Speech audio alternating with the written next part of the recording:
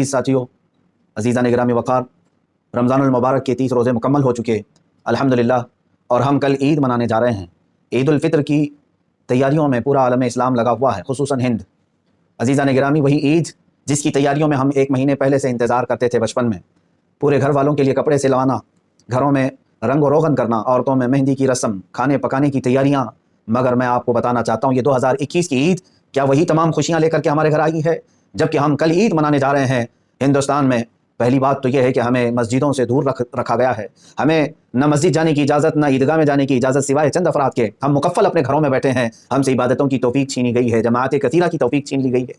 ہم کل عید منانے جا رہے ہیں، ہمارے حالات ایسے ہیں، سچ بتاؤں اے میرے عزیزوں، یہ آنے والی عید 2021 کی عید الفطر ہمارے ساتھ بہت سارے صبر کا امتحان لے کر کے آئی ہے۔ ایک طرف ہم کل عید کی خوشیوں کی تیاریوں میں لگے ہوں گے، لیکن آپ کو یہ بھی بتا دوں، ملک فلسطین کے نہتے بچے کل اپنے جنازوں کی تیاریوں میں لگے ہوئے ہیں۔ وہاں عید کی کوئی خوشیاں نہیں ہیں، مسجد اقصی خون میں نہا رہی ہے، وہاں سے روتے بلکتے بچوں کی صدائیں پوری دنیا کو جھنجھوڑ رہی ہیں کہ اے لوگوں، کیا تمہاری غیرت مر گئی؟ تم اپنی عیدوں کی تیاریوں میں ہو یا ہم اپنے جنازوں کی تیاریوں میں ہیں؟ آپ یاد رکھنا، کل عید کے کھانے پک رہے ہوں گے۔ ان فلسطینی نہتے مظلوم بچوں کے لیے کھانے کی بات تو دور کی ہے، ان کے لیے علاج معالجے کی کوئی دوائیاں تک پہنچنے نہیں دی جا رہی ہیں۔ اے میرے عزیزوں، ہمیں عید مبارک کسی اور طریقے سے پیش کی جا رہی ہے یہاں پر، لیکن فلسطین کے بچوں کو عید مبارک گولیوں سے، بم اور بارود سے پیش کی جا رہی ہے۔ کیا اب بھی ہم ان خوشیوں کے ساتھ عید منائیں گے؟ کیا اب بھی ہم اعلیٰ قسم کے کپڑے پہن کر کے عید منائیں گے؟ میں اپنے نوجوان بچوں سے کہتا ہوں، اللہ کے قہر اور غضب کو یاد کرو۔ یقیناً اس نے عید ہمیں تحفے میں دی ہے، لیکن یہ تمام جو دنیا کے حالات ہیں، مسجد اقصی، بیت المقدس، قبلہ اول، آج وہاں پر حالات ایسے ہیں کہ پورے دنیا کے مسلمانوں کو وہاں سے جھنجھوڑتی ہوئی آواز آ رہی ہے،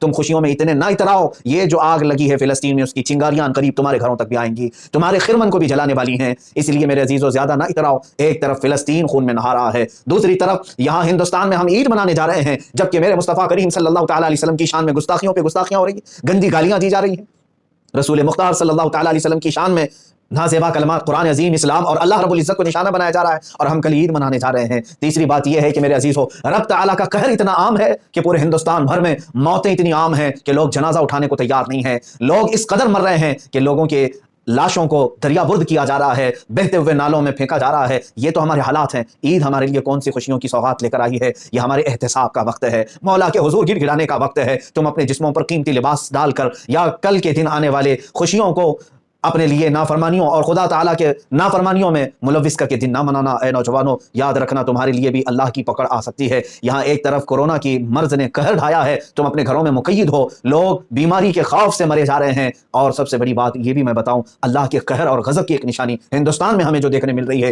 روزانہ علماء اہل سنت اور ہمارے اکابرین دنیا سے رخصت ہو رہے ہیں، ان کے جنازے اٹھائے جا رہے ہیں۔ اتنے میسیجز آ رہے ہیں جتنی خیریت کے میسیج نہیں آتے، انتقال کی خبریں عام ہیں۔ اے مسلمانوں، کل عید الفطر ضرور ہے، مگر رب ذوالجلال کے حضور گڑ گڑانے کی عید ہے۔ مولا کے حضور یہ گڑ گڑا کر کے ضرور مانگو کہ مولا، امت مسلمہ پر آئے ہوئے یہ قہر کے اور تیرے غضب کے معاملات کو دور فرما دے، امن و سکون کی وہ سانسیں پھر سے امت مصطفیٰ کو عطا کر کہ ہم شانہ بشانہ مل کر جس طرح ماضی میں عیدیں مناتے تھے، مولا سکون کے ساتھ عید منائیں۔ اب ہم کیسے عید منائیں جہاں فلسطین کے بچے رو رہے ہیں، وہاں کی مائیں اپنی کوکھ کے اجڑنے پر ماتم کر رہی ہیں؟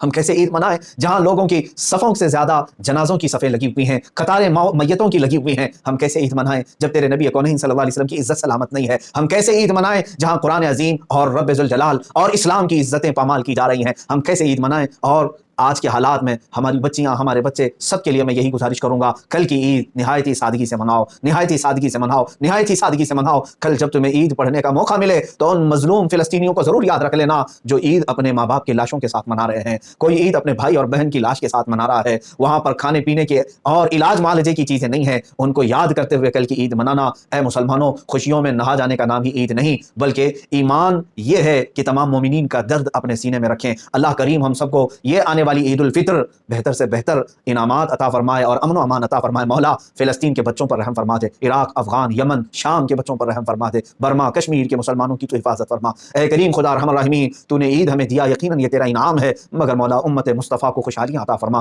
کفار و مشرکین، یہود و نصارہ کو تو خاکستر فرما دے، ان کے تمام برے منصوبوں کو تو خاک میں ملا دے۔ یہود جو اپنے ناپاک منصوبے اور عزائم کے ساتھ تیرے مقدس گھر کو پامال کرنے کی ناپاک کوششوں میں لگا ہے، مولا ان کے عزائم کو تو خاک میں ملا دے۔ وَمَكَرُوا وَمَكَرَ اللَّهُ وَاللَّهُ خَيْرُ الْمَاكِرِينَ، مولا ہمیں صحیح قیادت عطا فرما دے، ہمیں صحیح قیادت عطا فرما دے، بھولے بھٹکے ہوئے مسلمانوں کو مولا تو صراط مستقیم عطا فرما۔ وصلی اللہ تعالی علی خیر خلقہ محمد وآلہ وصحبہ اجمعین، وآخر